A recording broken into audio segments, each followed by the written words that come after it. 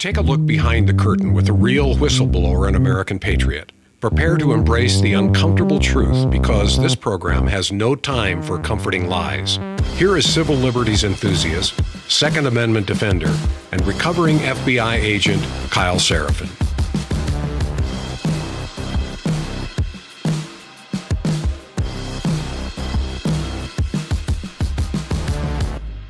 Well, hello, my friends. Welcome to the Kyle Seraphin Show. Today is Tuesday. It is December the 30th. We are coming up to the end of 2025, and I welcome you to our program. We're going to be covering a bunch of topics which we neglected yesterday. And the reason we neglected them yesterday is because I think we had a very important breakdown and discussion of some court filings that went in the January 6th pipe bomber case, the January 5th pipe bomber case, if you will. That is the story of Brian Cole Jr., and that continues to get more and more interesting, at least to me. Some of that is because of the things that you added as an audience. So I want to take this 1 second right now. One, I want to thank you for listening and for sharing your expertise, your knowledge, and your wisdom with me via comments, via the online chat. I think I can show you guys that you're out there working every day as part of this program. Like this doesn't exist without the audience. And you're also an integral part in adding pieces that I don't know about. There are things that I would never have any awareness of. I don't raise children with autism, but every time I end up talking to somebody who has a different experience as a parent, who has a different experience professionally, industries that I don't work in, I gain a little bit from you. And one of your comments today inspired some of the stuff that we're going to cover later on. So I really appreciate you. This is our live chat. If you've never listened to the show live, just going to make a pitch for it. On YouTube, they have an opportunity for me to turn on advertisements in the middle of the program. Same story on Rumble. They can actually run them in the middle. We don't do that. I'm not sure if Rumble actually offers that, but I know that the YouTube guys actually want to sell ads in the middle of the live broadcast. And I don't do that on purpose because I want there to be an incentive for people to join our live community and be there in the morning. There are literally thousands of you that listen live.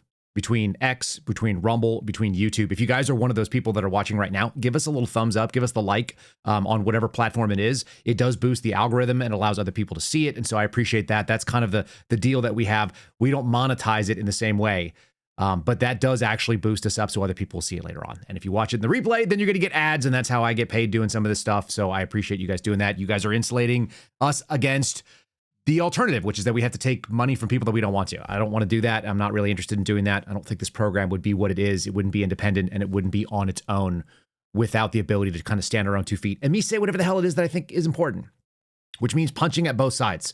We're going to do that today. We're going to talk about something that's, I think is relevant, not apparent to everybody at the same time. There's an ongoing fraud situation developing in Minnesota. Not that it's new, but that people are aware of it, and they're aware of it on the conservative side. This has been going on in multiple states. It happened in Virginia during COVID. It's been ongoing for several years, at least in these specific instances of COVID fraud, of payroll protection, and some other things like that were going on. They're all over the place, folks. Minnesota is a microcosm of it. It's very prominent, and it also involves kind of like a racial / ethnic / cultural divide where we have people from a Somali community that do not fit into the mainstream American culture. They are not part of our dominant culture, if you will. And so it gives us an opportunity to shine a light on that, but it's happening everywhere. And I think this basically makes the argument that I continue to make over and over again. The federal government is the worst solution to every problem, including when it's the only solution. It's still a terrible solution. It's just what we have. So we should be aware that it's not necessarily unique to the culture, unique to the political party. Both sides do it. It's everywhere. It doesn't matter whether it's John Cornyn or Tim Walz that are making these things happen. They're interested in their own money, their own power, their own ability to continue to project influence. And that means collecting, fundraising. And so they're going to help out.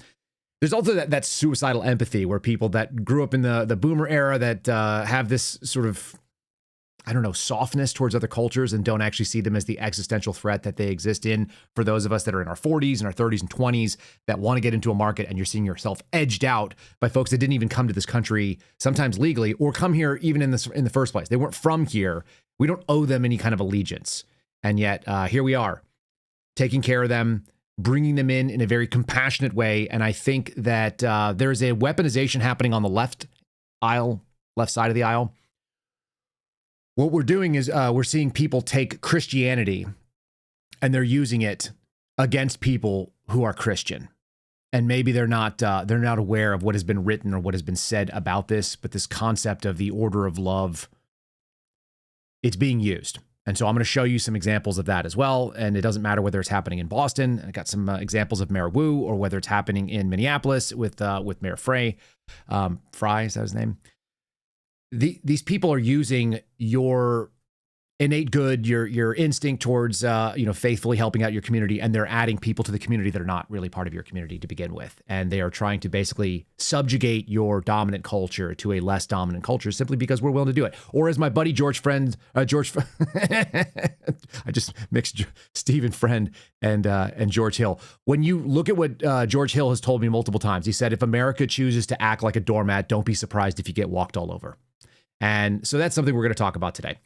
We've also got the ongoing concern that I have about our federal law enforcement, and I want to talk about that. We're going to discuss foreign terrorist organizations, the playbook. There's another playbook case out of Dallas that Kash Patel announced. So an ISIS sympathizer, you guys are going to be shocked to find out, decided to enact his plan, and he enacted his plan with an undercover FBI agent because they cannot actually create cases on people that are really doing things independently. What they like to do is they like to set people up, and they make these cases out of nowhere.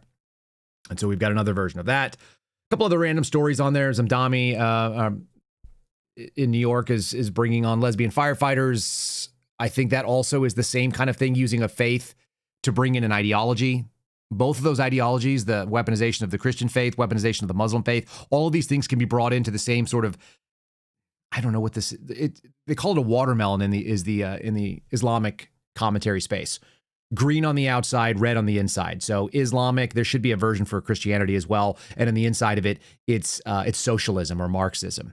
And so this sort of vessel to make it acceptable to people. I think Mondami is not going to give a religious minority community something. He's going to give basically a political minority, that is the socialist types, what they're hoping for. And I also am going to tell you, I'm just going to make a prediction in New York.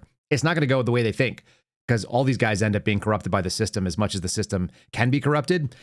They end up being working for the system. Same way we've seen folks like Kash Patel, Harmeet Dillon, who I thought of as being a pretty staunch conservative, at least generally speaking, agreeing with conservative principles. And I've got some weird stuff from her too. She seems to be melting down about whether or not people are accepting the influence, the appropriate opinions that the Trump administration puts out. So there's that. And the overarching thought is the reason that I care about all these things is because if they do not pull off the thing that needs to be done, if the Trump administration at the federal level doesn't do the thing that they claim, which is de-weaponize government, shut down the border, and export people that have been bleeding us dry, then it's going to be all for naught. And Steve Bannon seems to understand that, even if he keeps bringing on people who say otherwise. Got a little piece of that from his speech at Turning Point, which essentially is the if we don't succeed, then we all hang together, and some people are going to go to prison. And people in this administration are going to go to prison. They're not acting like this is a fight to the death, even though I believe that it really is. So there's that. That's where we're going to go with today's show. That's kind of a long warm up, but that's how it's going to be. And let's talk about our friends over at Silent. If you guys are worried about things the way that I am, whether or not you're going to see big tech or data brokers, or whether you're talking about criminals and government agencies and so on, trying to have access to your digital footprint, then maybe you want to do something about it. Maybe you want to put your phone in a Faraday sleeve the way that I do. In fact, I am a little bit behind the schedule right now, so I'm going to put mine in while we're talking. This shuts down all of the RF communication, the radio frequency waves coming out of my cellular device. And that means cellular and Wi-Fi and Bluetooth and GPS and RFID and near-field communications. There's no tracking. There's no remote access. There's no breadcrumbs. It's the technology that special operations guys and covert operatives all around the world use to be able to shut down and secure their comms. That means that you only pop up on the grid when you choose to. It's also a really good way to dial back some of this digital chaos. Yes, it's useful to be aware, and I like to do that as well. Obviously, we do that as a program here. It's also nice to unplug and not have your phone beeping at you with new meetings or reminders or stock tips or spam or email or anything else like that. Sometimes you just want to shut it down and be part of your family so you can protect your freedom, you can protect your family, you can protect your digital footprint, but you also can protect your mental health. And I definitely recommend that. slnt.com/KYLE. Silent.com/Kyle. Again, it's SLNT. That's silent with no vowels.com/Kyle. Save yourself 15%. They sometimes even do higher discounts. Go into that website and then use whatever promo code they recommend to you if they have tiered buying. They make great products. I stand behind them. I've got about a dozen of them in this room that I use on a regular basis. I've been using the covert concealed carry sling on a regular basis now too. It's nice to be able to turn off my phone, jump on a bicycle with my kiddos, and just ride out into the world and see what's going on without having any distractions. So you guys can all benefit from that. I guarantee it. Find a man or a woman in your life who's looking for a moment to unplug and check out my friends at Silent. There is a link in today's show description. All right, without any further ado, let's dive into today's program starting right now.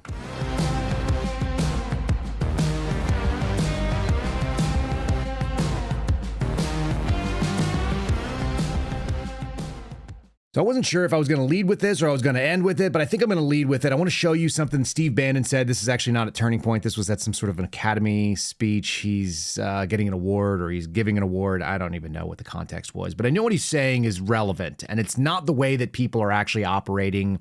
It's part of my grievances and my gripes with the Trump administration. I got into an X space last night and I was listening to a podcaster and an attorney and a guy who is ethnically Jewish and generally speaking conservative. And he was talking about the American nation that we live in is a Christian majority nation, has been, and up until 1970, 90+% of people in this nation identified as a Christian household. And I think that's relevant. And then over the last, let's call it 50 years, we've seen that slowly degrade to the point where people are only in the 60s. It's like 60, 62% of American households identify as being Christian. It's still the majority. It's still the dominant culture, but we're acting already like it is not. And so the history of America has always been sort of unique in the world. It's very tolerant and accepting of incoming cultures. And you can be from somewhere else, and you can be about something else other than what our dominant culture is, and you can still be accepted and allowed to be here. And you'll be protected. But America lost the thread sometime in my lifetime. So I'm 44. In my lifetime, we've seen a break in what was traditionally American. And what that meant is that we celebrated, we endorsed, and we operated under a dominant culture, and we protected and we insulated and we allowed the thriving and the flourishing and the success of the minority cultures. The non-dominant cultures were still allowed to be here. We didn't persecute them. We didn't run them off and kill them, at least not in modern history.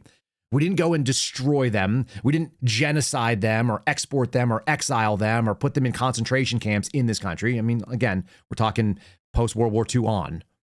That's been sort of the modern iteration of the way that America has functioned. And I think that was a good thing. I think it adds for, it's something that nobody else does. That's the uniquely special thing that America always offered.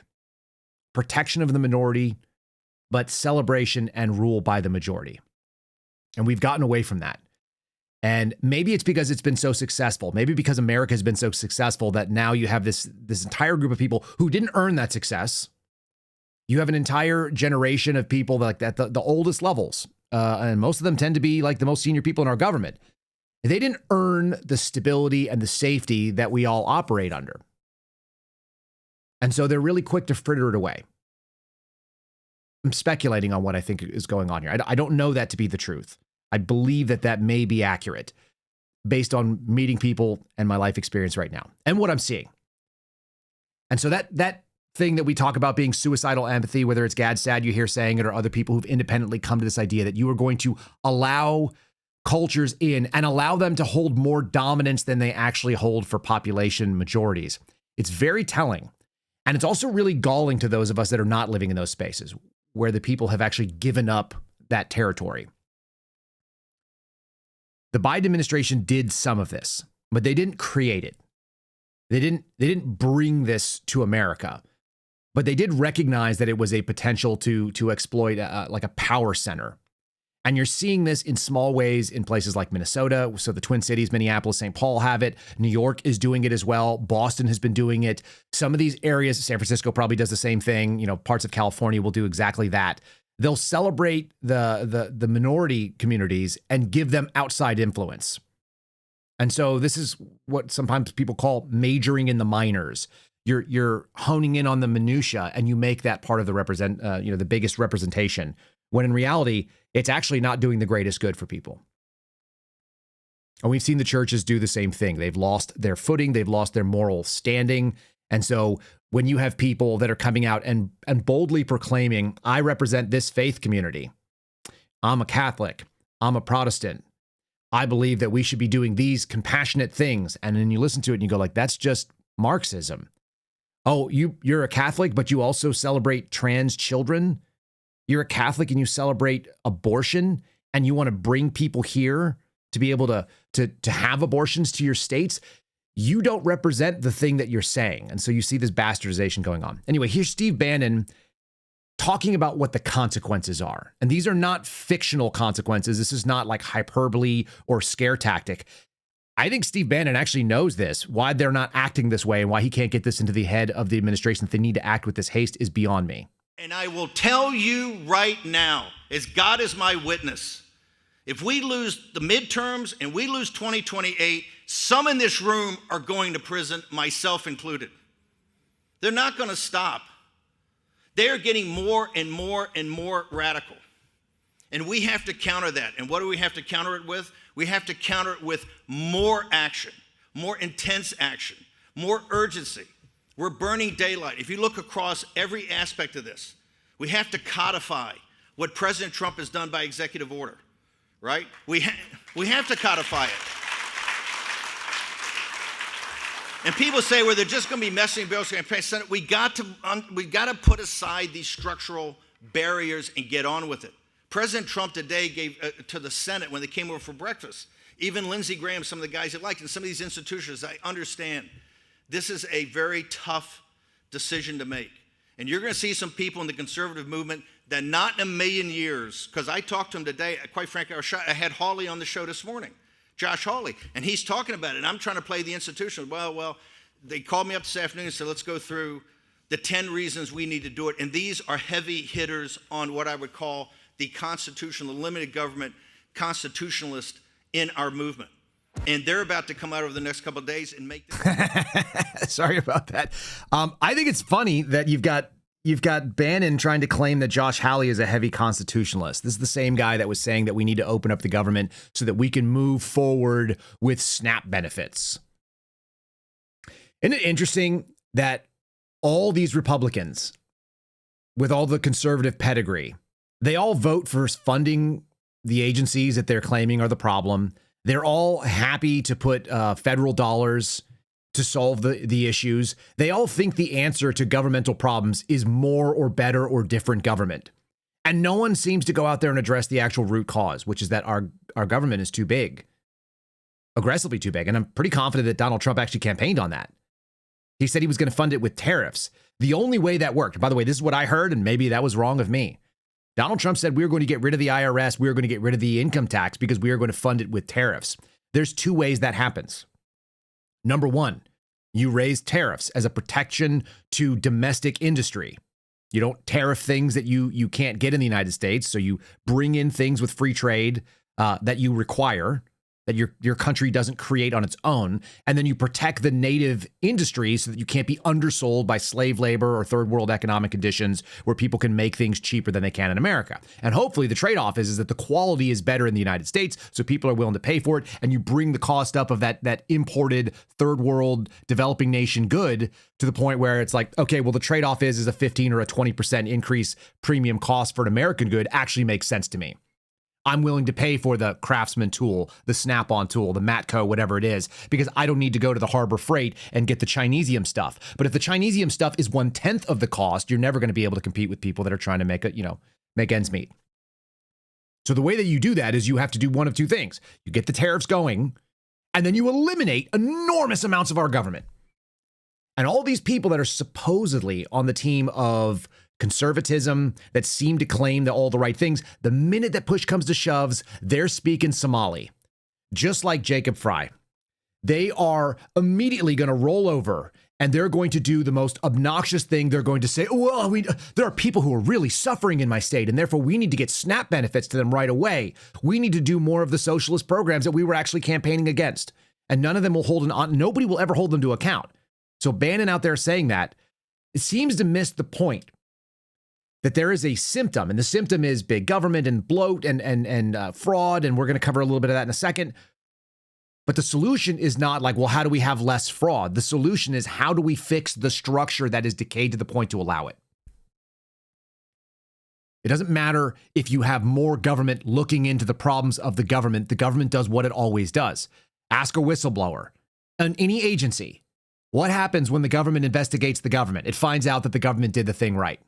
Technically. That's how it ends up playing. So you can't fix government with government. You fix government by getting rid of parts of government. You cut down to the nub. You reduce it to the point where you have to build things back to the point where something fails because you actually lost something that was actually integral. That's how aggressively you cut it back. And that never happens with these people. And I don't see it happening anyway. What I see is them arguing and bickering over who gets to control the ring of power. Not one person has the balls to throw it into the fire. And they never do. It's all about who can be in control of the bloat and the corruption. And that's troubling. Because the answers that I should see people on the right answering, they should do the tourniquet, shut down the border. That was good. So Donald Trump gets points for that. And then what was the next move, right? I look at this like an emergency medic. You walk in on scene, you got to stop the chaos. You got to stop the bleed. You got to make sure that people don't actively die on your scene. One of those things is you drop a knee into a place that's bleeding, you cut off direct pressure. So that's your tourniquet. That's your shut down the border. Good job. Okay, now we have contained the blood in the body, or in the case of the United States, what we've done is we've stopped things from coming into the United States from outside. So that's helpful. But in the case of the emergency medicine, someone who's bleeding out, you need to get them blood. And you probably don't have that in an ambulance, which means you got to transport to them to hospital. You got to get them hooked up to some IVs and you start dripping in blood. The alternative, sort of that analogy, would be you have to get rid of the pathogen, the thing that is rotting. And so that means either aggressively cutting back or exporting the things that are in this country that don't belong, that came in through that open wound, that open border. And what we're not seeing is mass deportation. We said this before the election. If they could deport 20% of the people in a year, that'd be great. But I didn't think it was ever going to happen. And what we're seeing is that we're looking at like 5%. There's a minor percentage of people. And some people are claimed to self-deport. But if you guys think that self-deportation numbers, which is like 3 or 4x the actual deportation numbers, if that's going to maintain, that's not right. That's not how human experience should lead you to believe. What you're going to find out is that all these people who are self-deporting, they are the most motivated, the most capable, the most financially sound, and the most likely to go back to a good situation. That's why they chose to leave. They're going to abandon ship with what they've got. The people that have no other options, they will stay here. And so next year, your self-deportations will be none or very, very little. It'll be a massive drop-off, exponential drop-off. The only way that changes is if you shut down the way that these people are getting funded, that they're able to actually mooch off the system, and they're not doing anything to change that. In fact, what's going to end up happening is the lack of aggressive action that Bannon was talking about is going to result in a loss in midterms, and I think you guys can bookmark it right now. November is going to be an awful moment. And it seems like even the Trump administration is starting to see that. Susie Wiles going out and talking about it. I'll play you a clip in a sec. And the Democrats are salivating about taking back over. And what are they going to do? Exactly what you think they're going to do. They're going to impeach. They're going to eventually imprison people. And they're saying it openly. They're not shy about what happens next. And instead of being bold the way that you expected this guy to come in, because apparently Donald Trump was supposed to be a disruptor, it's not materializing. It's a lot more status quo than people are giving credit for. Anybody who's celebrating it is losing. And what I continue to see is this small microcosm that I focus in on, federal law enforcement. They're operating as usual. If they're operating as usual, so are the other elements. They're all doing the same thing that they were doing. Here's Swalwell promising you what happens next. This is why it matters. Congressman, it sounds like you're saying that inherent contempt, holding these officials in inherent contempt, or even the possible a vote on impeachment of someone like Pam Bondi. Or restricting funding. Yeah, or restricting funding. It sounds like, though, that may not happen until or if Democrats actually win the House in 2026. Is that right? Yes, and so we have to telegraph that that's what we are willing to do if we are given the majority. Let me give you a news story about why I think this is a real problem. This is the first thing I saw yesterday. Texas man charged with providing bomb components and funding to individuals he believed were involved in a foreign terrorist organization. Just look at the press release from DOJ. Individuals he believed were involved in a foreign terrorist organization. This was celebrated as a massive win. We had the FBI director go out and cheer on the same group that has been doing the same thing for as long as I've been doing this podcast, and they've been doing it for basically since 9/11. Set them up and knock them down. Put up your own pins, throw your own bowling ball, and roll a strike, and then cheer it on, even though you just lined them all up in one straight line. It's the easiest thing in the world. Why go out and find danger and fraud? Why go out and do the work of dismantling terrorist organizations, which, by the way, might be actually unconstitutional in some ways? Some of the things that people are doing that the FBI would love to investigate, they're constitutionally prohibited from doing because it's free speech. This is the dangerous reality we live in. But isn't it fun? We're not finding people coming in. We're not disrupting people who came in over the border, per se. We're setting them up with undercover agents. Today's announcement underscores the FBI's commitment to combating terrorism and demonstrates our continued work to disrupt and thwart terrorist plots against the American public. Let this serve as a warning to those who plan to conduct attacks against the United States on behalf of terrorist organizations. You will be brought to justice, so says FBI Director Kash Patel. Well, here's the problem with what Kash is saying. This is the playbook, folks. This is the same playbook. You know it when you hear it if you listen to this podcast regularly. An alleged ISIS sympathizer has been federally charged with international terrorist offense for providing bomb components and money to individuals that he believed but were not actually acting on behalf of a designated foreign terrorist organization, or FTO. This case is an incredible work of our federal agents, says Pam Bondi. It's a testament to the incredible work. ISIS is poisonous ideology. Well, that may be true, but this guy wasn't ISIS. He was just a guy. He was in the Northern District of Texas. And he decided that he found an ISIS friend, and that ISIS friend, it turns out, is an FBI agent, because the ISIS friends don't even exist that way. They only stop the things that they set up. And it doesn't matter whether you've been listening to me or you've listened to Trevor Aronson, if you're on the left or the right, this is an ongoing issue. It happened in Michigan for people that were paying attention, and they were like, holy crap. They entrapped a bunch of guys who were like MAGA dudes, and they wanted to be the Wolverines, and they wanted to go out there and take back the governorship, and they were going to kidnap the governor, except like 40% of the people in the meetings were FBI informants or undercover agents. How does that work? We just saw it in Los Angeles. It's the same exact thing. This is theater. This is the bread and circuses. This is what they give you to keep the masses saying our team is winning. This is what I voted for. Is it? You voted for this? Because for those of you that are starting to wake up to it, and I think a lot of you actually see this like as a default position now, and I'll take credit for it because I think I've been saying it louder than anybody. And I say it with some degree of authority, having seen this over and over again. Every time these cases get briefed to the agents, they sound good. The SWAT team is not to blame because they were briefed on something that was super dangerous and scary. You can listen to Steve Friend talk about being briefed up on the guys that were in Michigan for the Whitmer kidnapping case. They were near peer operators. And then you go find them and you're like, they're living in a freaking vacuum store repair basement, and they literally don't have a pot to piss in. Borrow a phrase from my father. And then they all go back there and slap each other in the back, and they all get more funding for what they're doing. And it's made up. It's literally made up. The FBI worked alongside the local law enforcement partners. By the way, the local law enforcement loves being called partners of the FBI. It's like a really gross relationship I keep finding. Quickly arrested an individual who intended to provide bomb-making materials to an FTO. We're protecting the homeland. Yeah, but are you from who? This is a guy named John Michael Garza, 21 years old, from Midlothian, Texas.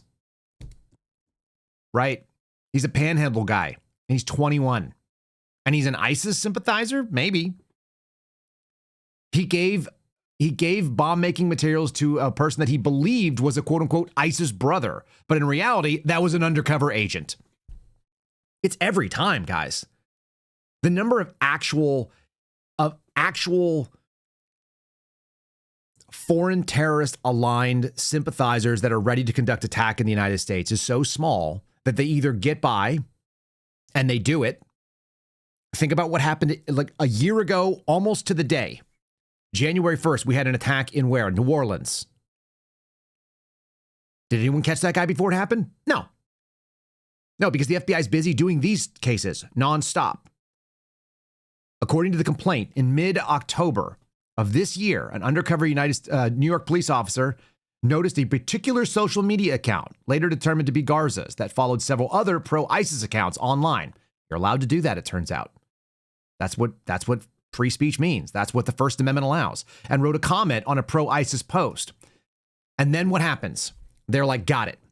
You have dumb ideas. You're online. We're going to go ahead and set you up. Not we're going to go find out where the real bad guys are. No, we're going to go engage a 21-year-old guy who's a Mexican-American living in Texas who also thinks that ISIS is a good idea. Well, where does that come from? They had continued conversations because the New York undercover reached out to Garza on social media. That New York PD Joint Terrorism Task Force combination FBI NYPD is a serious issue because their entirety of their huge budget is contingent on making these cases up. And they're running a guy out of Texas because they found him online. That means that you had an undercover employee paid for with federal dollars, most likely under the JTTF, sitting there and engaging back and forth with dummies who are 21 years old living in the middle of nowhere in Texas. And Midlothian is not a big place. And it's certainly not a hotbed of ISIS. So this guy Garza described that he had ISIS ideology and he sent some cryptocurrency and he believed he was supporting ISIS causes, including buying firearms and other materials, which he wasn't buying because he was sending it to an NYPD Joint Terrorism Task Force officer. Then he sent over propaganda pictures and some videos. So then we got to take him down. We needed a win. And what do they need to win? Why do they need the win? Because they're doing this. Because our FBI is also involved in setting up like the actual people who actually did something really dangerous, what looks like to be a governmental coup that happened in 2020 and 2021 in the J6 pipe bomber case. They're going to have loss after loss. And the faster they can move the news story away from that, they already did their circle jerk press conference. They already got to celebrate the win. So God forbid we have to talk about it again. It's every time with these people. I'm going to cover a couple of other stories because I think there's a couple of them. Like I said, the situation in Minnesota, what we saw is chasing headlines. We watched our federal law enforcement not doing the aggressive proactive work, although they claim that they have. No, they're looking for where is the next media buzz? How do we distract from failure? And then the ongoing operations of continuing to set up people and do the things like what we've seen in this administration is celebration of the status quo. But rather than do what we saw in the previous administration, which is that these law enforcement agencies just did what they did. Now we've got a couple of social media podcast influencer guys that are screaming out the everyday work of these agencies in their own way, highlighted and framed for positive PR. So people are like, yeah, how come they didn't do this before? It's like, well, they freaking did.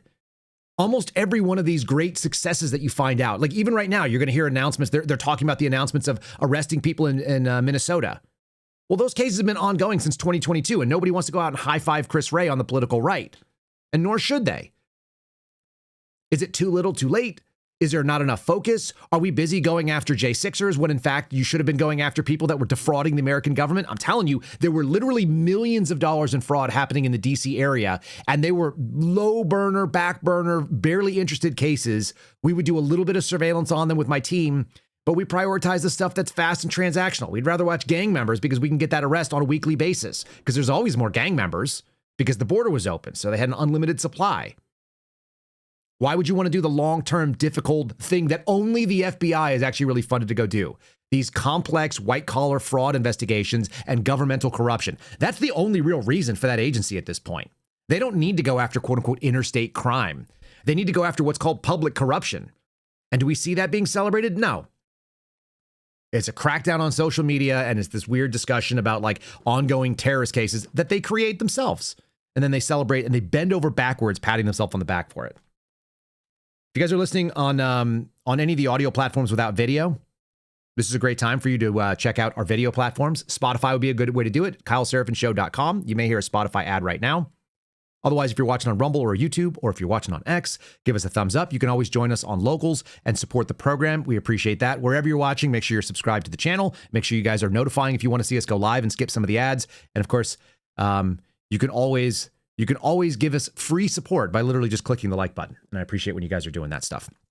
Let's continue onward with some of this stuff. Let's talk about the Minneapolis scenario. Viral video.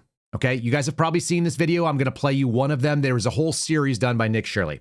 It's a 23-year-old YouTuber guy. He's got a lot of balls. I give him credit for it, but he didn't invent the discovery of this fraud scenario. They've been out there and people have been aware of it for quite a while. But he went out and he documented some of it. And he went out and did some basic answers. Do you know what I found when I was in the bureau is that people don't want to go knock on doors and ask questions because then they might know we're investigating them. We can't let them know that we're investigating them. When you start recruiting a certain type of person and you start taking people who are not law enforcement and who are not military as your background, by the way, the Biden administration, Chris Wray's FBI did that aggressively. Only about a third of the people in my class had a background military, law enforcement, carried a gun before. It's not common. They were more happy to go after attorneys and computer programmers and linguists and things like this. This is who they hired. So when you hire people that are used to working behind a desk and they think they can find fraud, instead of going and knocking on the door and finding out if the fraud is there, this is why I had a job that I had in Washington, D.C. My job was to be the person that they didn't want to be. And this actually relates a little bit to the pipe bomber case, because when I said that I would go knock on a door, it's because I knew the people that were working those cases didn't want to knock on doors. And sometimes you got to go bang on the door and find out what the hell's going on. This is the story as covered by CNN. First, a viral video, then a quote-unquote surge of federal resources to investigate alleged childcare fraud in Minnesota. That's a pretty fair headline, I think, as things go. The FBI and DHS say they are quote-unquote surging their resources to investigate fraud in Minnesota, including at child care centers, because what we're seeing is that there is significant amounts of fake child care centers that are receiving a huge amount of federal dollars. For me, the story is really straightforward, and maybe it is for you as well. The story says something more about who is paying for it. Why are there federal dollars and state dollars that are being allocated to child care centers in the first place? These are things that can open on the free market. So why does there have to be money coming in from the state? That's the simple question. Instead, people are like, oh, there's fraud. We got to go after the Somalis. No, how about we go after the mechanism that allows it to happen? Is anyone saying maybe we should be cutting these programs? Forget that there's certain people that are taking advantage of them.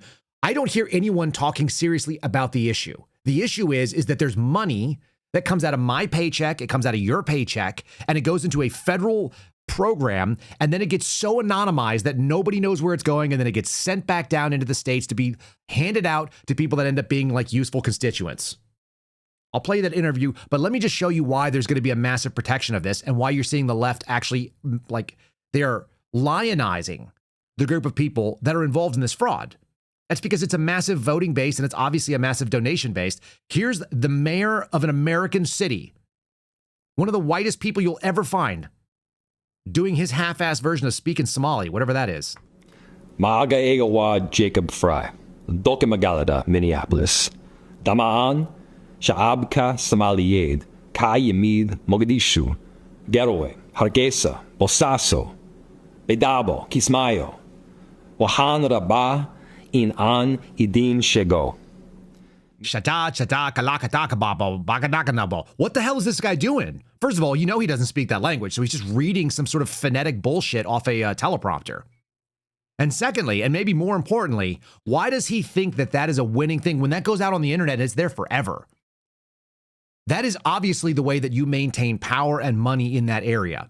And that is a horribly cynical, disgustingly cynical sort of calculation that's been made. And maybe that's why you end up with these learning centers like this.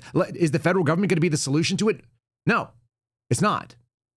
They can go and do an investigation and find out who's involved. But at the end of the day, how about we go back and we look at these quote unquote constitutional guys, the same ones that were crying for SNAP. There's a reason why they love handing this stuff out. We used to call it pork when I was a kid. I used to hear it all the time. Oh, there's all this pork in the bill. Nobody even says that anymore. I read all the major news outlets. I read CBS, ABC, NBC, CNN, New York Times, NPR, Fox News, some of the other like smaller fringe stuff as well. Nobody ever calls out pork the way that I used to hear it. I grew up listening to news radio where constantly the squawk from the right was there's too much pork in each given bill. One of the crying articles that I saw today, which I'm not going to cover, but let's just call it what it is. There was a crying article, I think it was on ABC, but don't quote me on that one. It was on the main page talking about how the defense authorization bill had been gutted of fertilization, fertility treatments for military families, as though that somehow had anything to do with the national defense of this country. I mean, I think we should be having babies too. But I have no idea why we need to be paying for fertility treatments and why that's part of the National Defense Authorization Acts. Completely bizarre. Just like I don't know what the federal government's investment is in making sure that childcare centers are funded with our tax dollars for subsidies. Here's the YouTuber Nick Shirley doing a great job asking questions with a researcher, talking to a Somali, daycare center, and some of the stuff It's really good viral content because it's well edited.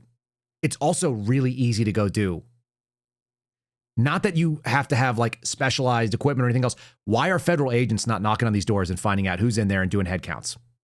And the answer is because the government will never be able to police these things itself because it allowed them and it continues to allow them. They seem to be closed. No one's opening the doors. You work here? I was, yeah. What's happened? Where are the kids? Yeah? It says it's licensed for 74 children. Right here, state of Minnesota. Where are the kids? They got paid $1.26 million in fiscal year 2025. It says they have a capacity for 74 children. When? Where are the kids? Right here. State of Minnesota website. You work here and you don't know? I don't know. I was there before. I don't know what's going on. Were there any kids when you worked here? He's there. Kids there. How many? I don't know. You don't know? Yeah. You worked here. Okay, well, then you're not of any help. Can I put my son in a daycare here? No, I don't know. Can I speak to someone? No, I don't know. No? Yeah, I would like to see if I can put my son Joey here. Who's your son, Joey? My son Joey. Can I check out daycare center? I'm gonna do my son. No! He's a liar. I'm the owner. Do you put your kid here in this daycare? No. There is one child in there. Yeah, I'd like to know if this is a legit business. Me, I'm scared of you too. How come I explain everything? You're scared of me? Yeah. Why? Because of your curry. Because of my color. You said you're scared of me because of my color. Does that make you a racist? Yeah, no. But no. You said you're scared of me because of my color. I'm not saying you're racist. You said you're scared of me because of my color. That makes you a racist. So right now, they're all getting mad because he's showing the paperwork of this business being registered as a business. 74 children, no children. We saw one child when the lady opened up the door. So But now they're all getting mad. What was this money spent on? 1.26 million. What was that money spent on? Maaga Egawa Jacob Fry, Doke Magalada, Minneapolis. Damaan, Shaabka Somaliyed, Kai Yamid, Mogadishu. I just can't not think that's funny. It's so awkward and weird.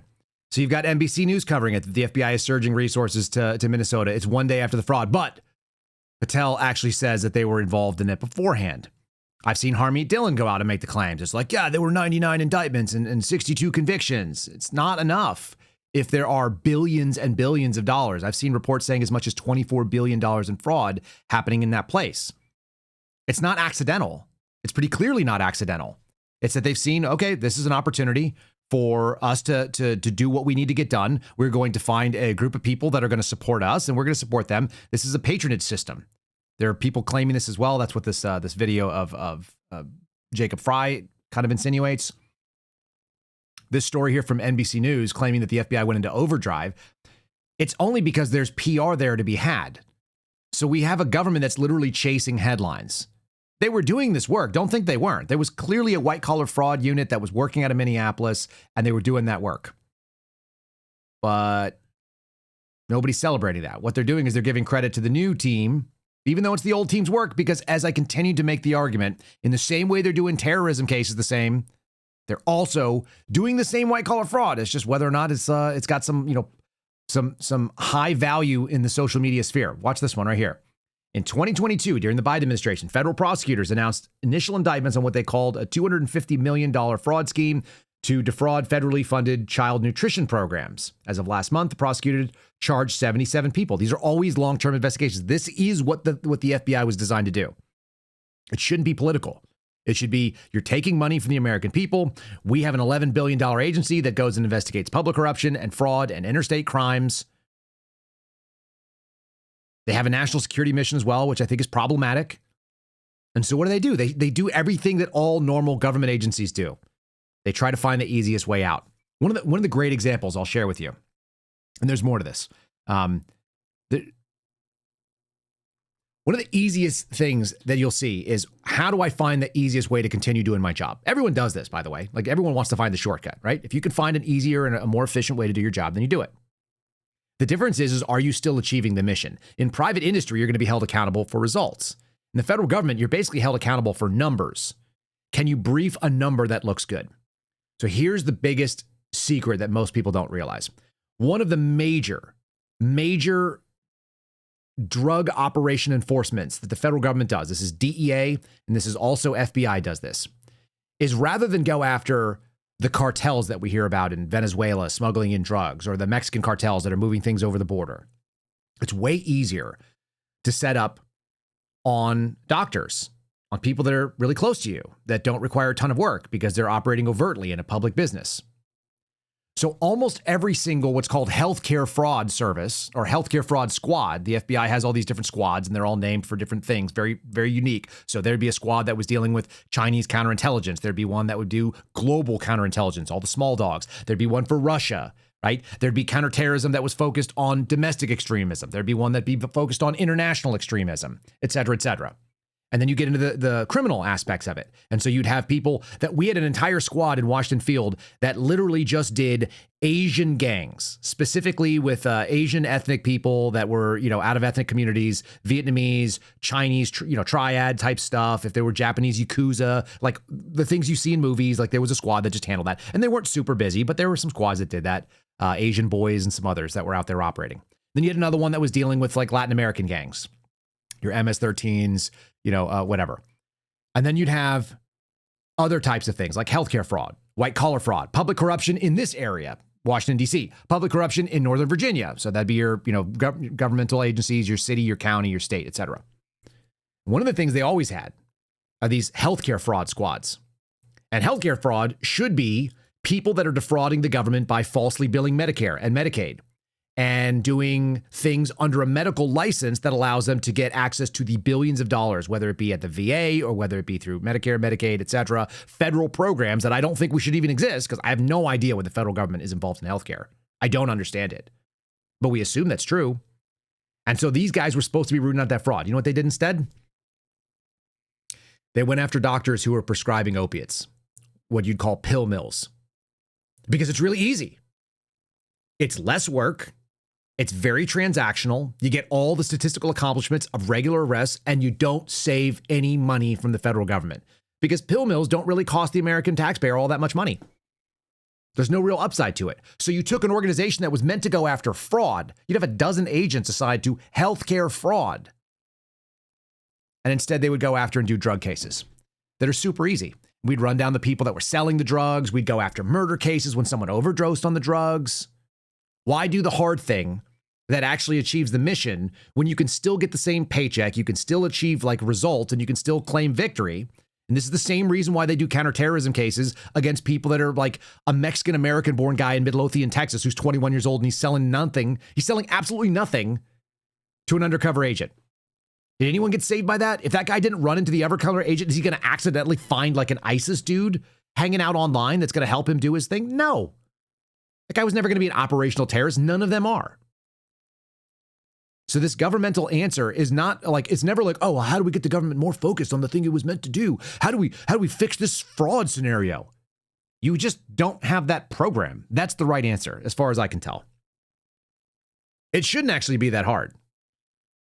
And all you're doing is you're setting up, when you look at the way that the other side does it, what they do is they immediately run into claiming that you're morally bad, that you're not doing something nice. And so they're weaponizing that segment of the population that's willing to look at you and say, you are not holding up the virtue that you don't even believe in. But we're going to try to make you act like you do. You're a Christian, aren't you? Aren't you a compassionate person? Don't you care about other people's outcomes? This woman is running for Senate in Minnesota. Watch her immediately don the cloak of Christianity, of Catholicism. And then I can show you that there's nothing Catholic about this lady. But she's going to make you feel bad about it because she's going to say, listen, as a Catholic who goes to Mass every Sunday, I believe these things. It just turns out that none of the things she says are actually in communion with the Catholic Church's teachings. Isn't that something? All we got to do is look one layer deeper. Oh, there's a bunch of fraud here. How do we stop the fraud? Well, the easiest way is to stop the agency that puts it out. Well, we never want to do that. We just want to correct the problem so we can continue giving that money out. We just want to give it to the right people. This woman is going to go and make the emotional argument, which is what I see the left do on a regular basis. I'm Catholic. I go to church every Sunday.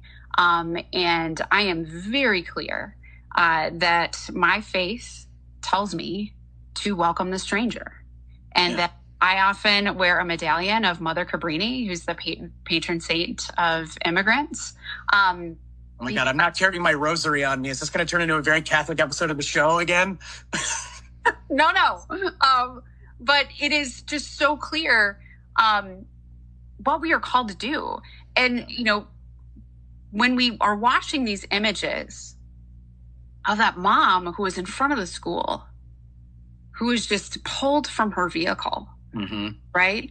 As we hear children crying, as we saw a 15-year-old in the suburbs of Chicago who was detained. Like, it is, as we watch these folks whole communities just be terrorized, we have to speak out.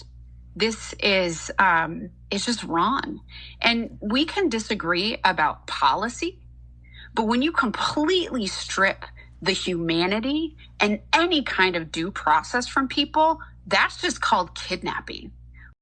I mean, that sounds very compelling.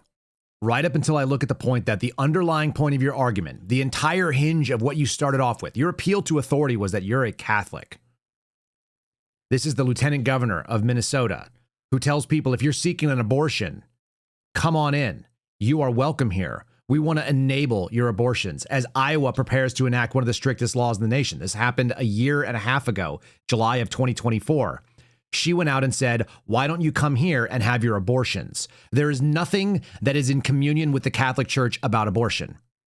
When I see people have things like pro-choice Catholic on the back of their car, or even, Catholic Democrat, which I see sometimes at Mass, these people don't get to make that argument because they're completely out of communion with what the church actually teaches on these things. And they're using it in a weaponized fashion. She's talking about due process. What due process did you engage in when you came into this country illegally? Did you care about due process? Why should we give you due process when you actually are getting due process? They just don't even know what it means. Amusingly enough, there's an administrative process that happens when you come into this country illegally and we remove you. It doesn't mean you go in front of a court of law and then a jury of your peers, because you don't have any peers because you're not from here. There's an administrative judge that looks at it and goes like, yep, yeah, you meet all the criteria. Out you go. That's how it works. But this lady's going to tell you that she's Catholic. Here you can see it. If you guys are listening, you're missing out on a picture of Peggy Flanagan wearing a Protect Trans Kids with a freaking knife on it. What is that, a Bowie knife? What they fail to look at, and this is something that I think the American dominant culture needs to reestablish, is something that St. Augustine called Ordo Amoris. This is the order of love and the way that things are supposed to stack up. God first, then family, then neighbors and friends, then your city and your nation, and then the world last. It means that there is a priority system because we're human beings and we can only focus on so much. So if you are a real Christian and you want to look back at the history of what Christianity has taught about love for all people and welcoming the neighbor, you don't welcome the neighbor and sacrifice and kill off your friend. You make sure that your family is taken care of first, that those that are in your community and the ones that are immediately in your vicinity first. You don't immediately start throwing all the things you have off into the world. It's like throwing a cup of water into the ocean. It does nothing. Or taking, even better, a bucket of water and tossing it into the desert. It immediately evaporates and there's no impact. But that bucket of water may be enough to water plants in your neighborhood or give somebody a drink who's dying of thirst that is a friend or a family member. It's pretty interesting when you hear people make these appeals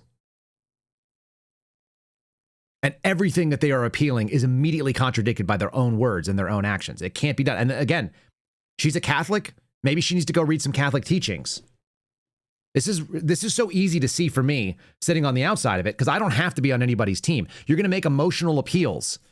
And that probably sits really well with a nice, generally speaking, compassionate 50 to 75-year-old white lady who's sitting there going, yeah, we should be kind to strangers and neighbors. All my needs are met. I live in this house and I'm comfortable. And how dare I sit here and not help out these poor people? Meanwhile, those people did nothing to help veterans who came back with PTSD and are living on the streets in their own nation. And so what do? We open up and we bring in 100,000 Somalis or 100,000 Afghans, some of whom want to kill us, some of whom clearly have none of the same feelings or beliefs that we have, and actually think you shouldn't be allowed to have them. And they're doing everything they can to work against it. That's suicidal empathy. So it should be pretty straightforward. It's easy. It's like, okay, fine. Let's eliminate the governmental programs that support this stuff, and let's just see what the human beings will shake out. We talked about it a couple of weeks ago. This was probably at the beginning of December. James Madison essentially stating, one of the guys who helped frame the Constitution, that charity cannot be mandated by the government. That's where we see the subversion happening in this nation. The structural problems, which Bannon kind of alluded to, they're never being addressed. They always go after symptom. Every single time. How do we stop the symptom? Don't worry about the root cause. Don't worry about the fact that we've democratized a part of our legislature that should have never been democratized. Another one of you made the comment about the 17th Amendment to me the other day.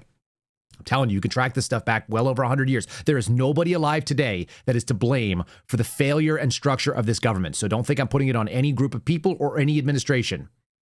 It's not fair because it predates us by 120 years standing here today. And yet, how many people are looking at root causes and saying, how do I fix what is wrong? How many people are looking at it the same way that a clinician would look at the problem and say, okay, here's the symptom that's going to kill us. We have to stop that. And then we have to go and treat the root cause. We have to either cut out the cancer. We need to add blood. We need to put some sort of a pharmaceutical that's going to kill off the pathogenic organism that is expanding through our bloodstream and ending our life. How do we do that? How do we stop the infection? We don't ever do that. Not ever. We just go like, how do we make this headache go away? How can we make ourselves feel okay about it? It's pretty simple.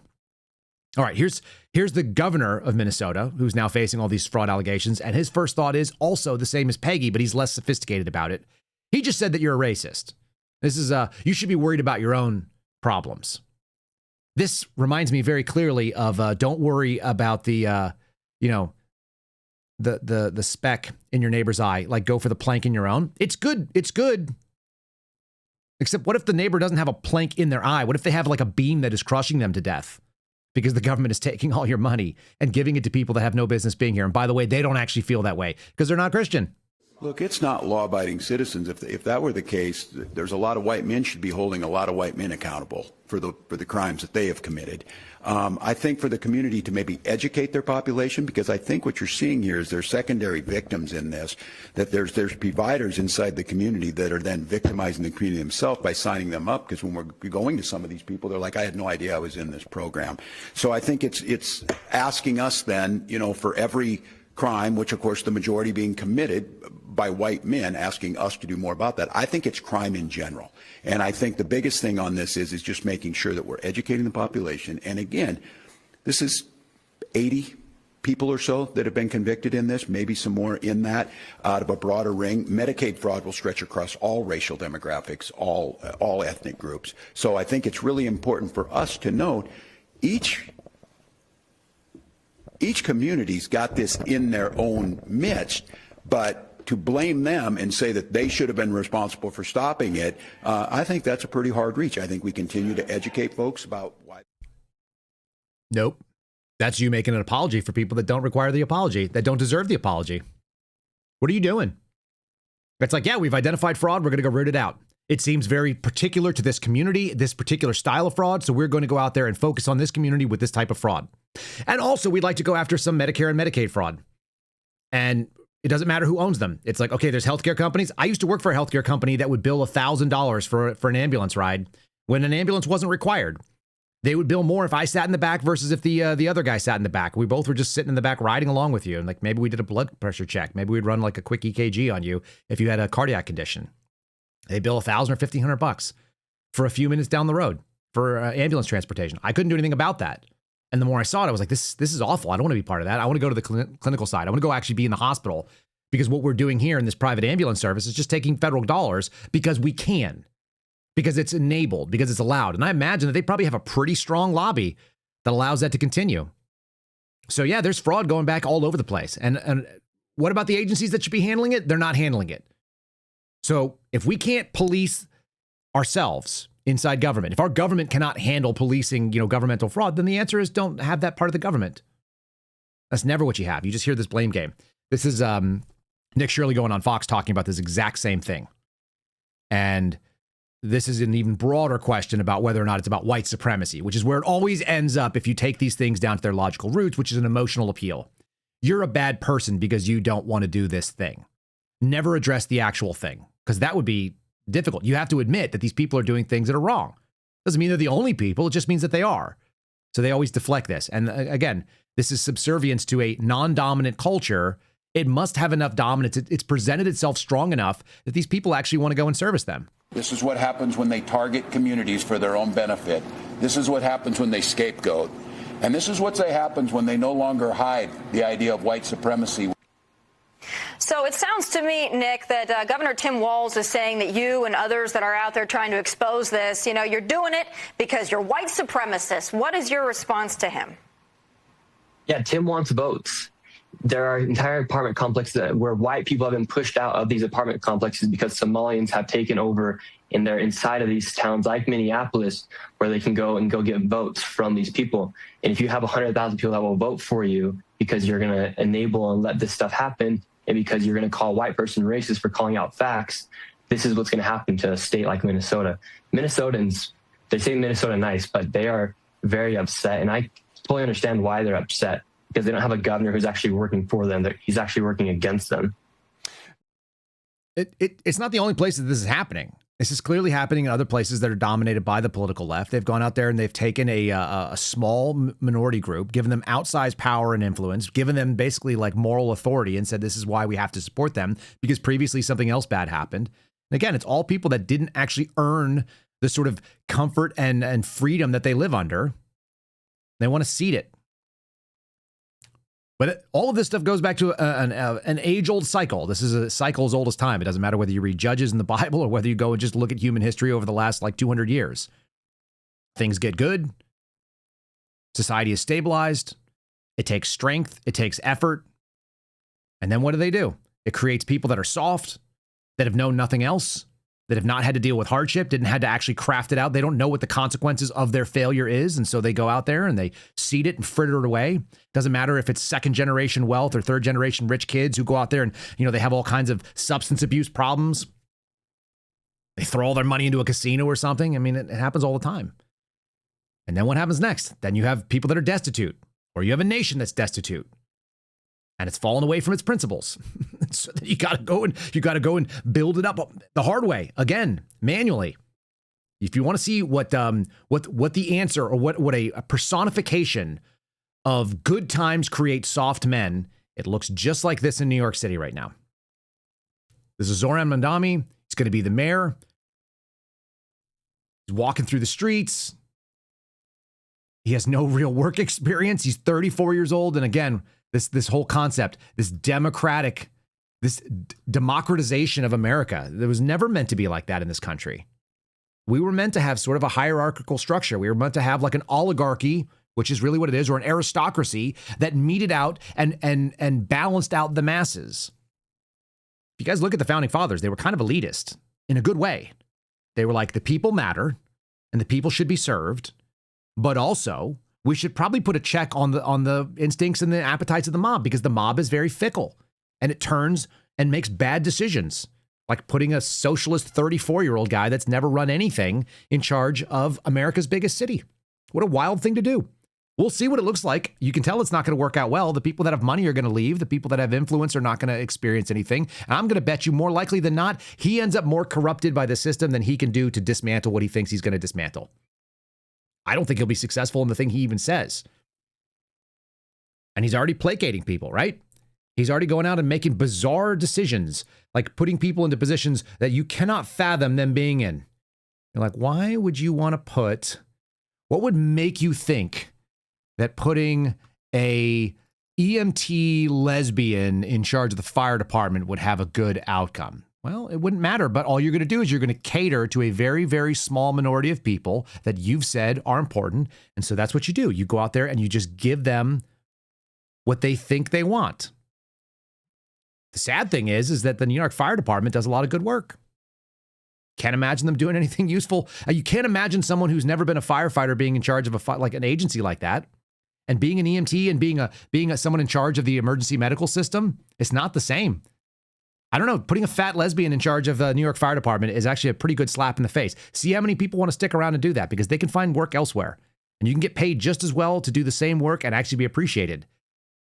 Lillian Bonsignor is a career first responder. In just 9 days, she'll be running the world's busiest fire department, one of the most important appointments of the incoming administration. And they deserve a leader who cares about their work because she did it herself, who understands every detail, and who will fight tirelessly to empower FDNY and make it the best firefighting force in the world. Lillian Bonsignor began her career as an EMT in 1991 and was ultimately promoted to chief of the city's EMS division, where she served for 3 years before retiring in 20.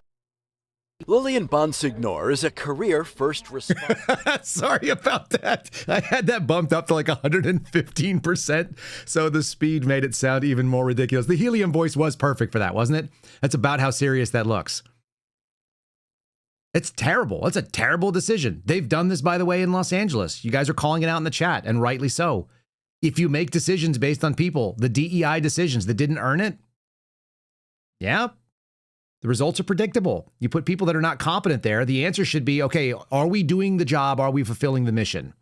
If the answer is, are we just checking the box and putting people that look good, sound good, or, sort of placate some group of human beings, you forgot what the mission is. The mission is not to promote lesbians into positions of power. The mission is to make sure that buildings don't burn and that you have an effective firefighting force and an emergency medical team that can go out and deliver that life-saving capability. Who cares what the person looks like? And there's no chance that that person is the most competent. There's none. I'm just going to tell you right now, the number of paramedics that you meet that are women, it's very fractional. It's small. The number of firefighters that you meet that are women, it's very small. It's the same as in law enforcement and the military.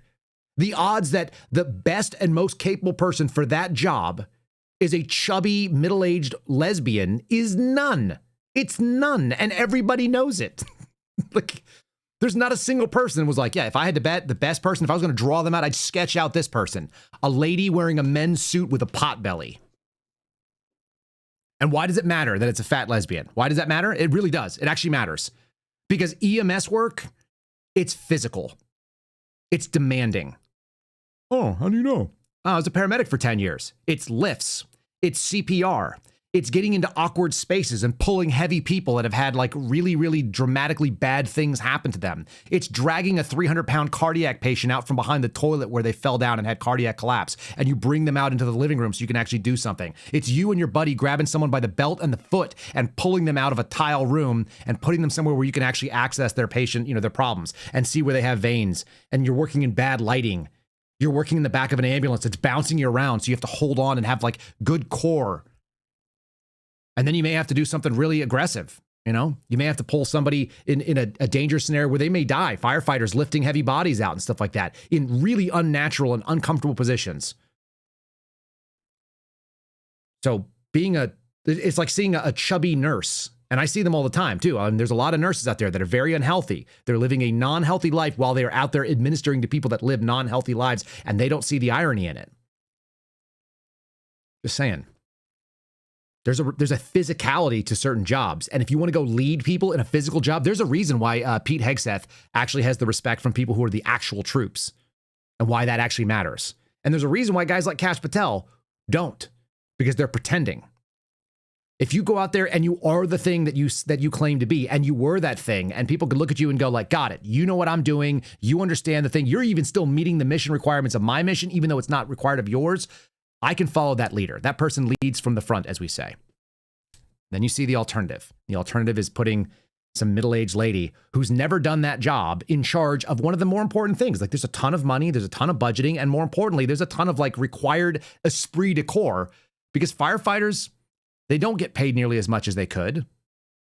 And their job is kind of boring and kind of stupid right up until it's your family and it's the worst day of someone's life and they get called to be there. That's the funniest part about it. It's the same thing you find in law enforcement. Mundane, non-interesting, kind of just hanging around. And then suddenly it's like, go for all the chips, and somebody's family member may or may not come home based on your ability to be prepared. At a moment's notice, in the middle of the night while you're sleeping, bing, the tones go off and you're out there running. People like that are going to look at that woman and think that they got it right? I don't think so. It's amazing, though, because you're seeing this cover for the mainstream news. This is NBC's story on it, talking about the most important thing is for Muslims in New York. His victory bridges a long-standing division. I saw like 4 articles on Mondami. That's why I'm covering him today. His inauguration represents a bridge for Muslims. What does that have to do with being the mayor of a large city? You're essentially the CEO of a massive, massive organization with 12 plus million people in your general area that do commerce there and live in your, and what does it matter if a Muslim person feels good because another Muslim person who doesn't even seem to be that Muslim?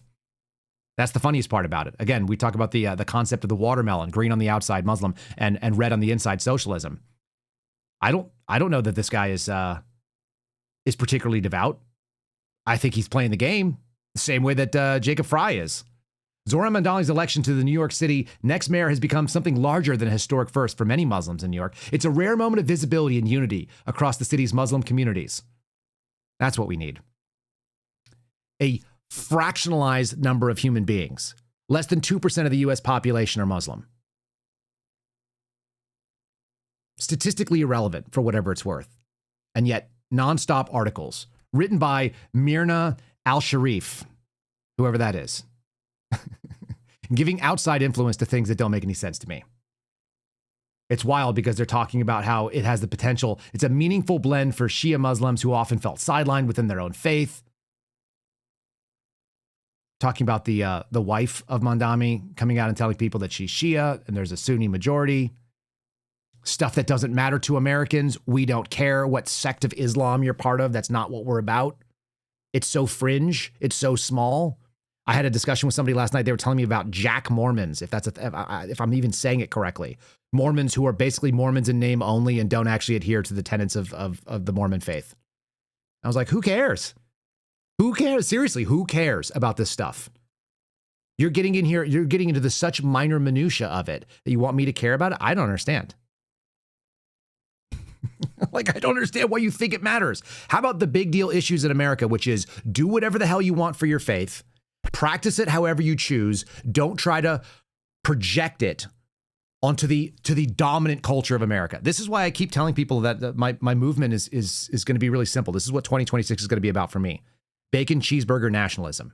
I don't mean it in a mean way, but seriously, if you will not eat a bacon cheeseburger with all the things that come along with it, then you're not my tribe. And by the way, you're not the dominant tribe in America. And if you think otherwise, you are sorely mistaken. I can go out on the street in any major city in America, go walk up to people, any male over the age of 18, and find out whether you're on my team or not, very simply. If you can eat bread and you don't ask me whether or not there's going to be a nut allergy involved in it, if you can eat cheese and not cry to me about your dairy problems, if you can eat beef without saying something about how that offends your sensibilities, whether you're vegan, vegetarian, Hindu, or whatever, and if you can eat bacon, which is delicious, then you're part of the dominant culture in America, period. It's not even negotiable. It's such an easy thing that all of you know that's true as you listen to it. And if there are people that have problems with these things, you can exist. I'm not saying that you're not in America. I'm saying you're not the dominant culture, so stop trying to put your other garbage on us. That's really simple. America is meant to be ruled and governed for the majority with the protection and the insulation for the minority to continue to be able to thrive. Bacon cheeseburger nationalism. I'll show you the opposite of it. Are you ready? This is what the RNC is. This is why I will not be, and you will never find me at an RNC. And this is Nick Fuentes making commentary on it. This was the only one that I found. One of you guys made this comment to me yesterday on social media, so I'm sharing it with you because I think it's both amusing and I don't think he's out of line. I feel the same way.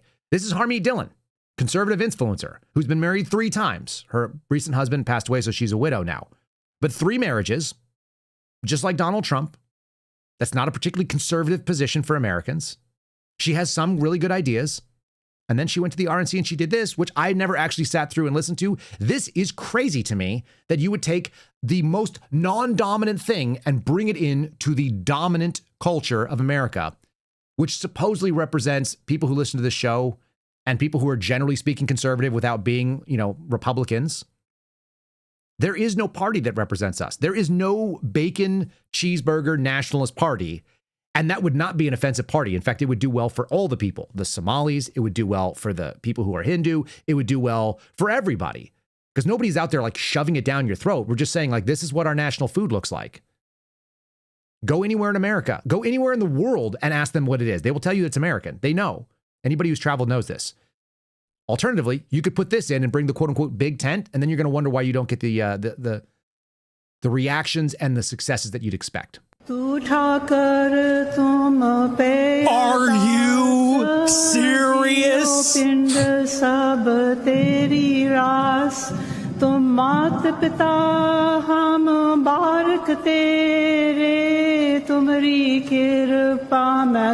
Are you joking?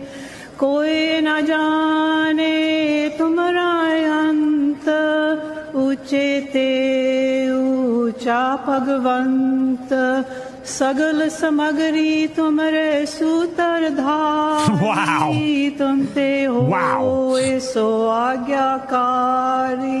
It goes on, and I can't do much more of it because one, I don't like atonal singing, and two, this is how you give guys like Nick Fuentes room to operate. This is why Nick Fuentes has the following that he has. I had someone say, like, I'm not following you down your Nick Fuentes, phase. It's like, I don't really care.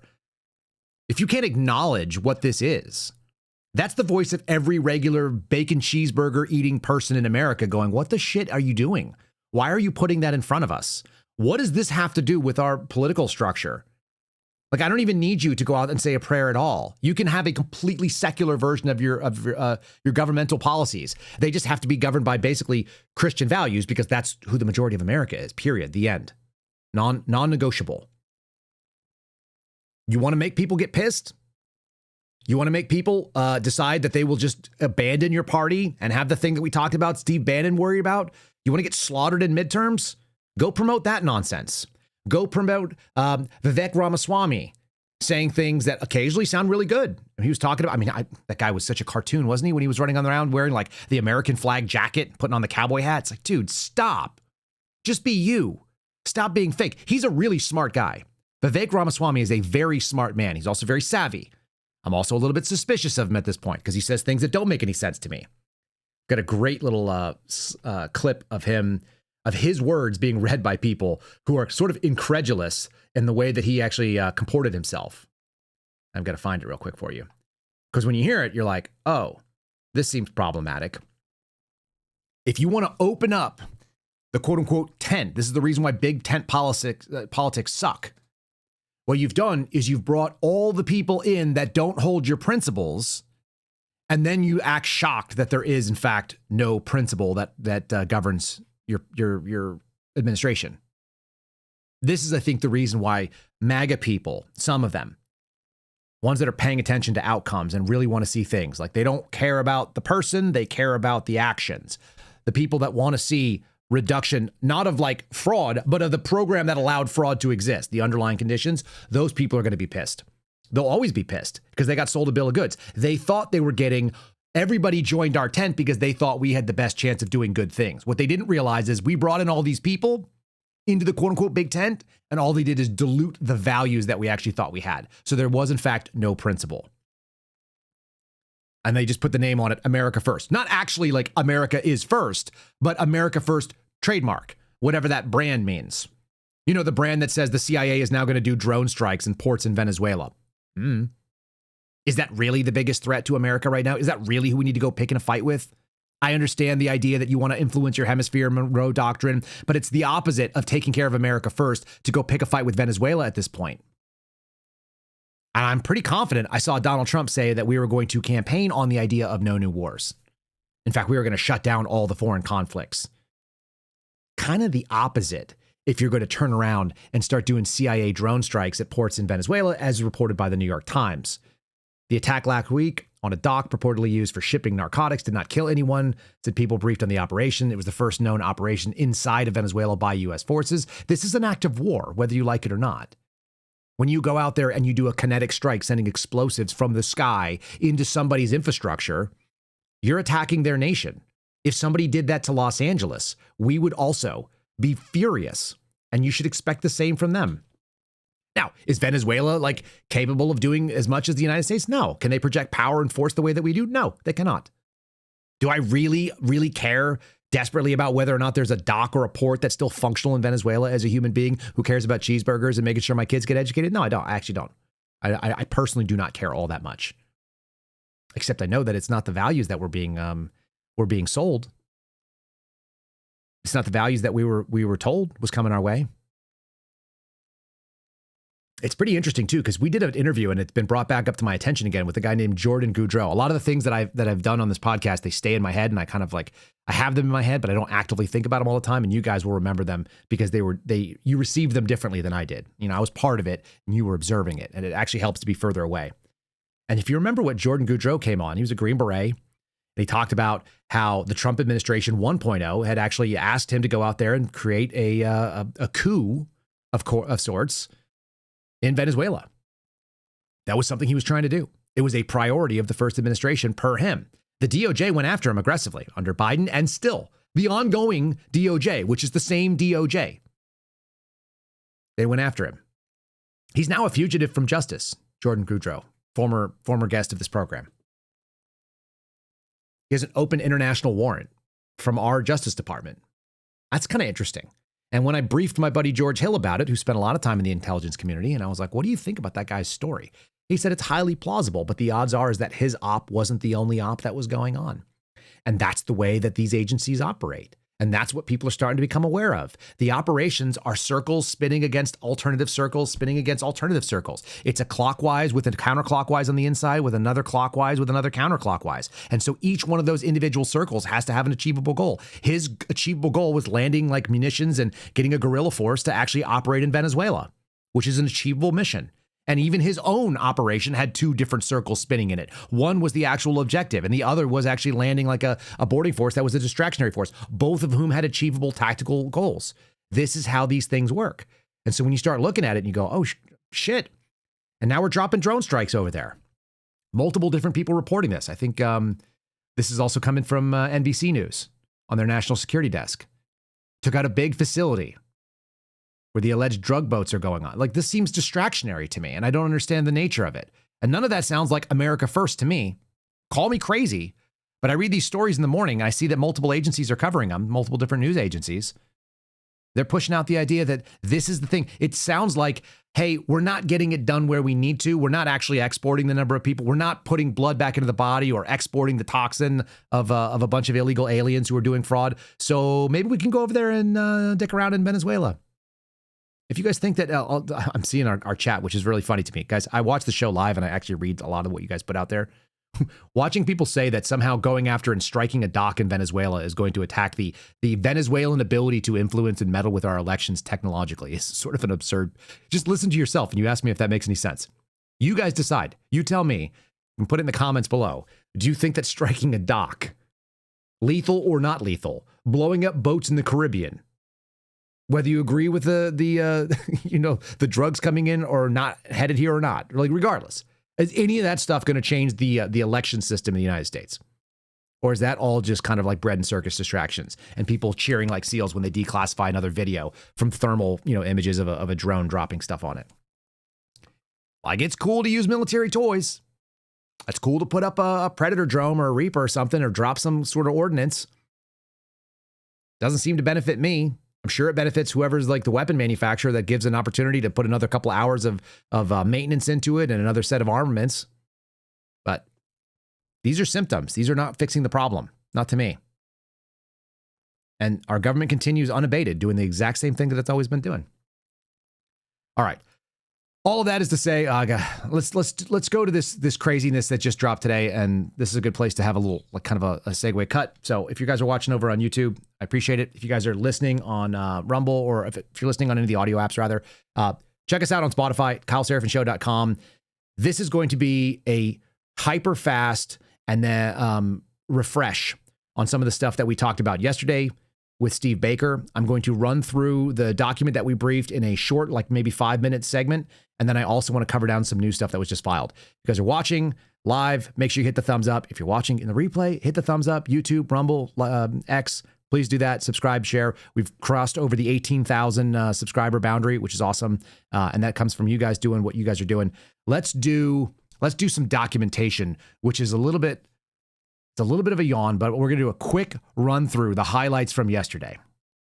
And by the way, you may hear a Spotify ad right about now.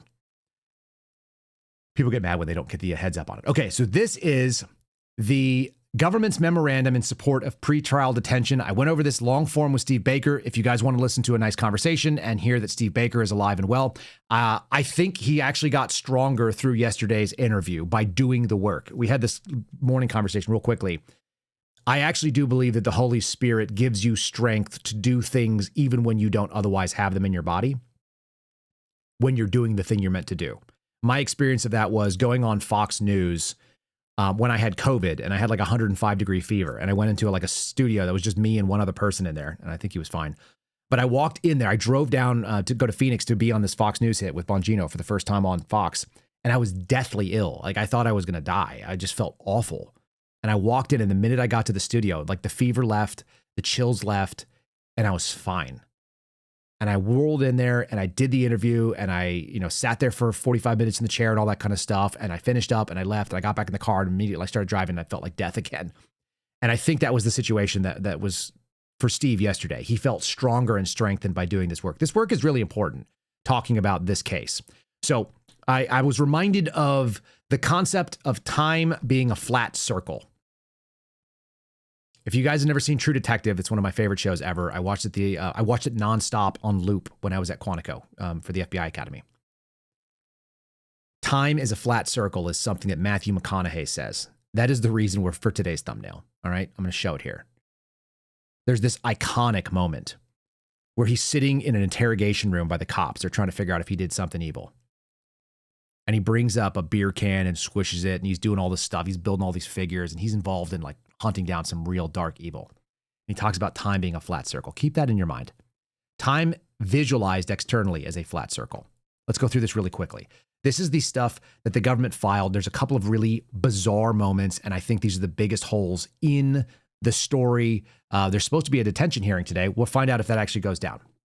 Number one, we covered the fact that he was driving a 2017 Nissan Sentra. It's a dark blue color, and it passed a license plate reader at 7:10 p.m. I need you guys to understand that this is the timeline that is relevant to this case. We're going to just do a quick brief on it. Okay.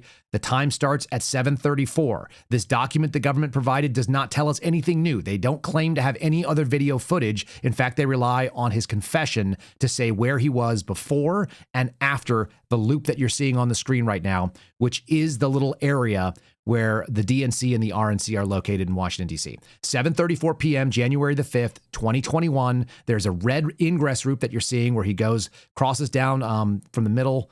He heads up on New Jersey. He goes across D Street, goes down, drops the bomb. That includes the moment where sitting underneath the bush, and then the yellow is the egress route. I'm saying he because that's what the government is alleging, that he, Brian Cole, did this. I obviously don't believe that. Then disappears off camera at 8 p.m. So 7:34 to 8 p.m. There's a gap in the video footage.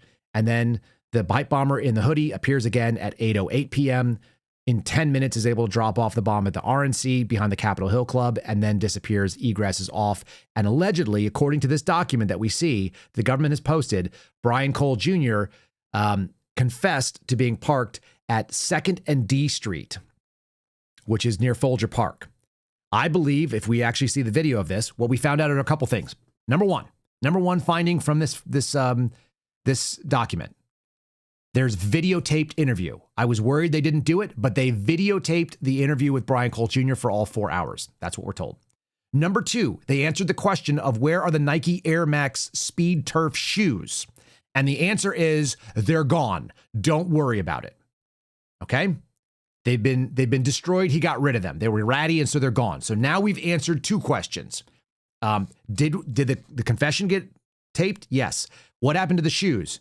Oh, they're gone. Don't worry about that. They're gone. What about the bomb making material? One of the questions I asked early on is what about the bomb part of the bomb, the explosive material? Well, he claims he got rid of them. He got rid of them. He dumped him in a dump. The problem is this filing actually undercuts that while they make that argument.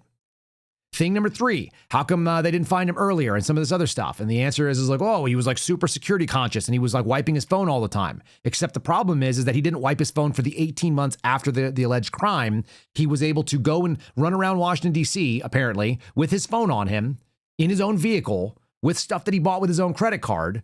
And then he was so security conscious that he waited until like June of 2022 before he started wiping his phone compulsively and did so 942 times after the crime. That's absurd. So I'm scrolling through some of the stuff on the high points. They didn't actually add any value. What I think they did is they actually took away from their own case by making this filing that was supporting his detention.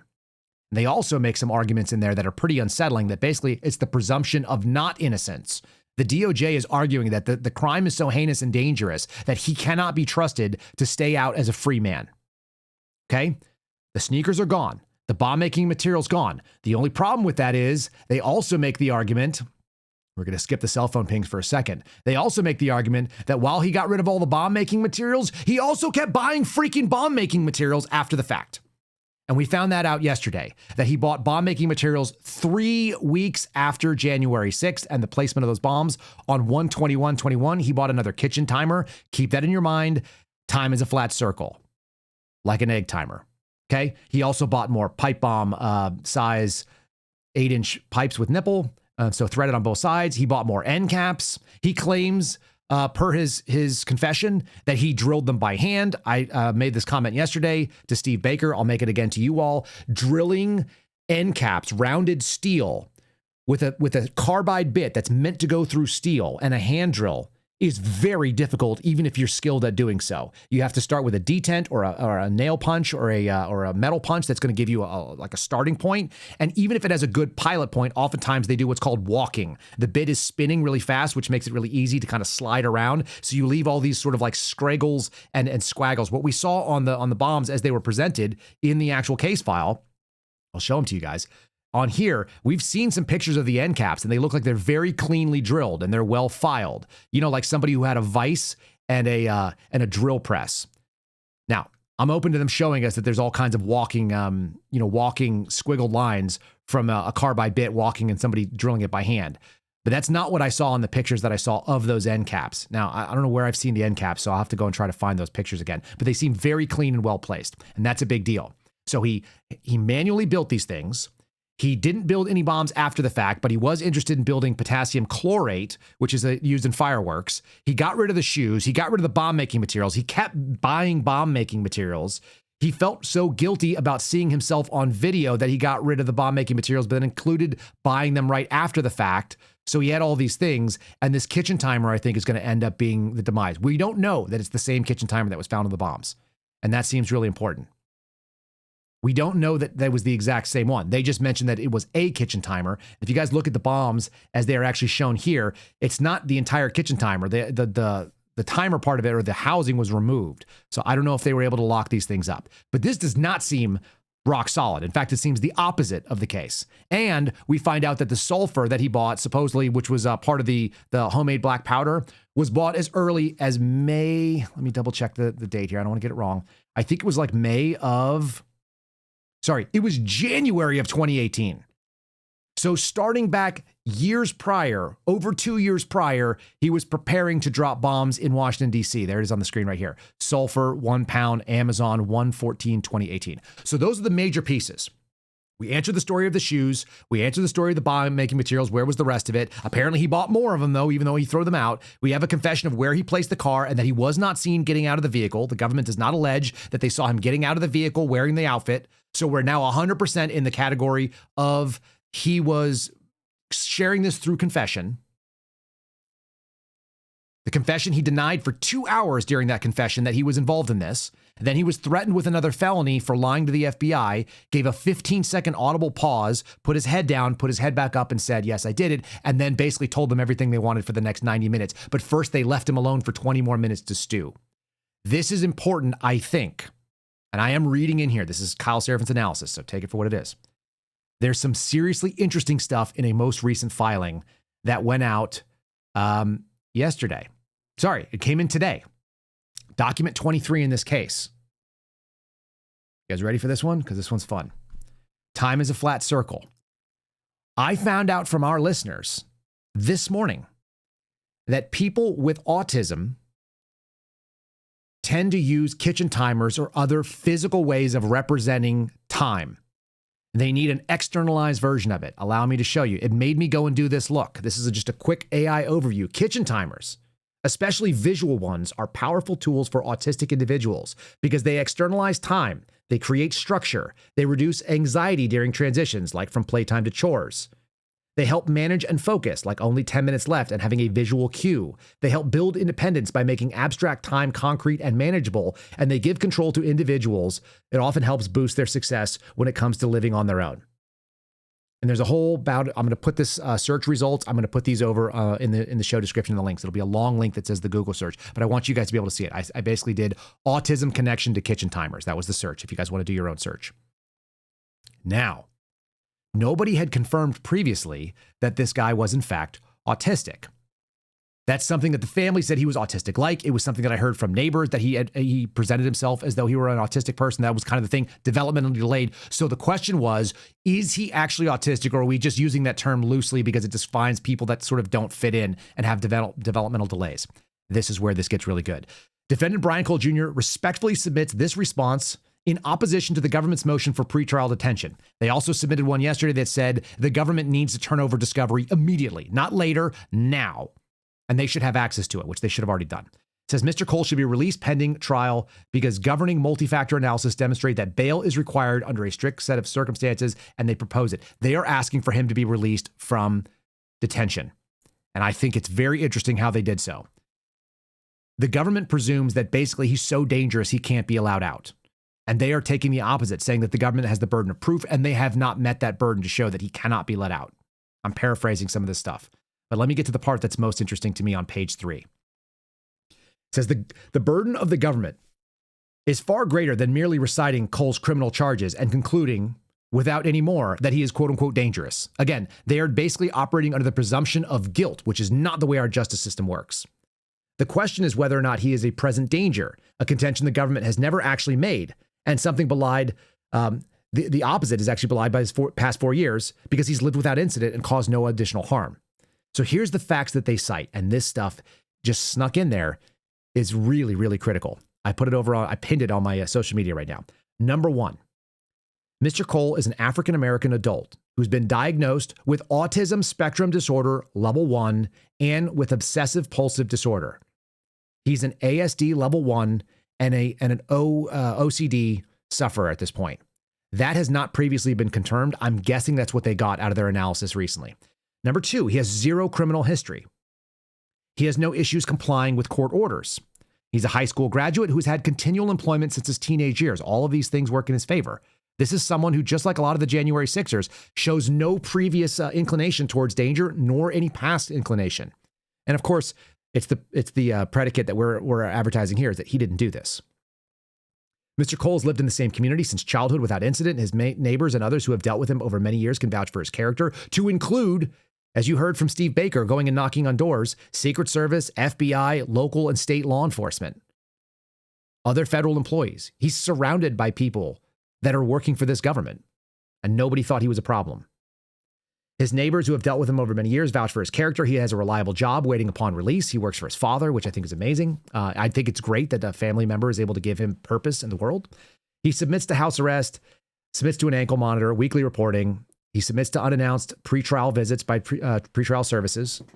No one was actually harmed as the result of his conduct. I think that's critical because these bombs were inert, as was briefed to me and others. And no property was damaged as a result of the conduct for which he's been charged. Nothing happened, and yet the government thinks he should be locked away. I'm going to go to this thing from Autism Speaks, which is a website, an organization that is dedicated to kind of giving information about autism. Somebody asked me today on social media, most local law enforcement and state law enforcement agencies get regular annual training on how to deal with autistic individuals because the prevalence is way higher than it's been, and it's very specific in how you deal with them. The question is how much training do FBI agents get in dealing with autistic individuals? The answer is none. I've never heard of it. I never got any, and I have to imagine that was pretty common. I don't think anybody gets specialized training on how to deal with autism spectrum disorder as a subject. And so they go through the different levels because he was diagnosed as a level 1. Level 3 is sort of profoundly autistic, requiring substantial support. There's people there that are in nonverbal. They have non-social, a bunch of other things that are kind of there. That's not him. So restrictive behaviors. Level 2 is requiring substantial support, can have verbal deficits, nonverbal communication skills, social impairments, even if they have support systems in place, that's not him. And he's level 1, which is sort of the lowest level. So it goes 1 to 3 in terms of severity. Requires support. Without supports in place, deficits in social communication can cause noticeable impairments. This is visually relevant to people who are in the neighborhood. They recognize this seeing him walk around. Without social supports in place, the deficits in social communication will cause noticeable impairments, difficulty initiating social interactions, as confirmed by the 7-Eleven owner that Steve Baker interviewed. Clear examples of atypical or unsuccessful responses and social overtures may appear to have decreased interest in social interactions. A person who is able to speak in full sentences and engages in communication, but whose to and fro communications with others fails. So just though they may be able to present themselves or answer questions doesn't mean that these things make a lot of sense to them. And the timers are quite interesting because we have at least 3 documented purchases of timers. And you all pointing out to me that timers have a significant ability for folks who have a hard time transitioning between time and taking the concept of time that we can see on a clock, for example, and translating it into a mechanical flat circle. Time is that flat circle for them. Being able to take that and translate it into something meaningful. I can imagine 20 minutes of not being able to see the 20 minutes felt like eternity sitting inside an interrogation room with FBI agents who are accusing you of something pretty aggressive. They also mentioned restrictive and repetitive behaviors. We found out that he has OCD, oftentimes categorized by sort of like tics or these repetitive motions to soothe. You'll see people doing light switches or turning doors or flipping locks or ticking their head back and forth or rubbing something. These are self-soothing characteristics that are basically trying to make order out of chaos, take control of things that they feel like they don't have control of. Combined together, you have somebody who's doing something and should have actually probably had a very specific type of interview that it doesn't sound like he did. And it's videotaped. So that's going to be damning for the government's case. And my evidence to you is the fact that we had a guy who wore his earphones in a DOD or a DOJ rather in-processing picture. They took a mugshot, processed him in for criminal charges, and they allowed him to keep personal devices like his earphones on, which are a soothing and a comfort mechanism. Isn't that something? Because they had to have known at that time that if they took those, and they probably did, to be fair. I don't know if that part was videoed, but we could get it from the agents that actually did it. They should be put on the stand and asked that. What happens when you tried to remove those earphones? Oh, he lost his mind. He flipped his shit. And we wanted to keep him calm so we could get our confession. I'm going to put the map on the screen one more time.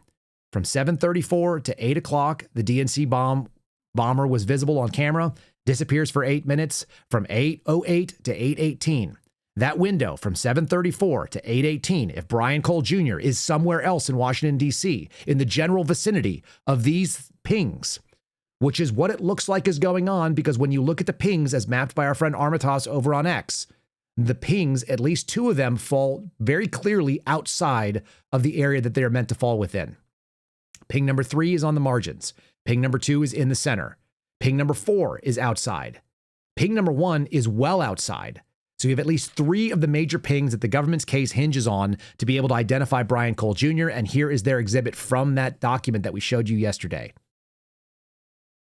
Those are massive swaths of Washington, D.C., and it would be very easy to ping against all of those things and not be anywhere near where the pipe bomber thing is.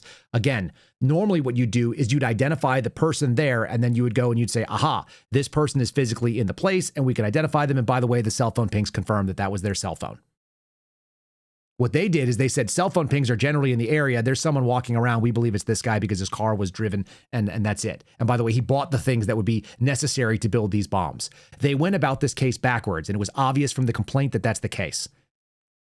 You can call it a patsy file or anything else you want. At the end of the day, they picked a target of convenience, and they're slowly leaking out that they got the wrong guy. I'm guessing they didn't know that he was autistic. I'm guessing that they didn't go interview the neighbors and find out the things. And here's the crazy part. Again, there are federal agents that live within a few houses of this guy, and they would have been available if you were doing a good job. And all of this is starting to look more and more intentional to me. I'm not trying to be conspiratorial. I'm just saying that the odds look more favorable that you've got federal law enforcement, because they're not going to be embarrassed by this. But the guys who are running it and the guys who took the victory lap the other day, the Kash Patels, the Dan Bonginos, the Janine Pirros, the Pam Bondis, the Darren Coxes that were high-fiving each other saying we got him. How many of you are going to remember the assistant director of the Washington field office? Not very likely. You're going to remember Patel and Bongino when this thing explodes, and you're going to know. I just wanted you to know that this whole case is going to slowly unravel, and I do think that's the reason why Steve Baker was strengthened as he was speaking yesterday. So, consider that most of you probably had these materials. Consider that most of you probably couldn't do a real decent hole in the top of a curved steel end cap without it walking on you, unless you have a drill press. And then consider they explained away the things that were so important to this case, that were the whole reason that they were actually honing in on the subject they were. Remember how important those shoes are? They threw it away with a single line. Oh yeah, he got them and he got rid of them. They got ratty. So don't worry about the shoes. What about the bomb part of the bomb? Oh yeah, he threw that out too. But did he buy more of them? Yeah, actually he did buy more of them. What about the phone wipe? Well, he wiped it. That's why we put it in the device. But then again, he didn't wipe it for 18 months after the crime because he didn't actually see it. None of that confession is going to hold up. I'm just going to go on record right now saying the analysis of what they've put out there is garbage. And they must know this, which is why the government tried to take it out of this detention hearing that's supposed to happen today, out of the pre-trial hearing where they get to discuss probable cause, and try to take it to a grand jury where they can indict it in front of a group of citizens and they don't have to share everything. Remember, you can indict much more easily than you can handle. If you decide to charge by complaint and you don't get an indictment right away, then you're going to be subject to putting it in front of a judge who actually understands what's going on. And I'm going to tell you, as I told people that are listening to this program, in or out of the FBI, people who are attorneys, people who are journalists, the stuff that we've seen is exculpatory to the point where I can almost guarantee you there's no conviction in DC. I don't think a jury of DC liberals, white or black, Hispanic or otherwise, are going to look at it and say, this guy did this thing based on the standard that is required in federal law, which is that it has to be beyond a reasonable doubt. Because I've got reasonable doubt on my computer right now. Hopefully we don't get hacked by the FBI for that. That's where I wanted you guys to see. This is an ongoing thing, and there may be some more information tomorrow if they hold this hearing and it has what it should have in it. And I hope they throw this thing out. I hope they let this guy out right away. I hope that, as you guys are saying, I hope they free Urkel. It's funny. We can play with this. We should be a little bit irreverent because we're talking about a government agency. This is not making fun of Brian Cole. This is making fun of the agency that went after him and set this thing up in such an awful way. All right. That's today's program. I know that was long. I've been going longer and longer, and some of this stuff I think needs to be done. That's what happens when I'm off air for like 5 days. I end up having more stuff to cover down on. Make sure you're supporting the program at KyleSeraphinShow.com. If you are listening in the aftermath and you are not getting the visuals, you are missing out on a big piece of it because we show maps and we show pictures and we show videos. So check them out. KyleSeraphinShow.com. You can also join us on locals at KyleSeraphin.com if you're looking for any of the links. Otherwise, you can find them on Rumble and you can find them on YouTube, and you can find them in the comments below. Like there, subscribe there to the program wherever you guys are watching, and make sure you share it with a friend. Turn the notifications on if you want to see us go live. I brought you a palate cleanse today because this guy seems like he's speaking my language. I kind of like to just get away from people. I actually like not seeing human beings a lot.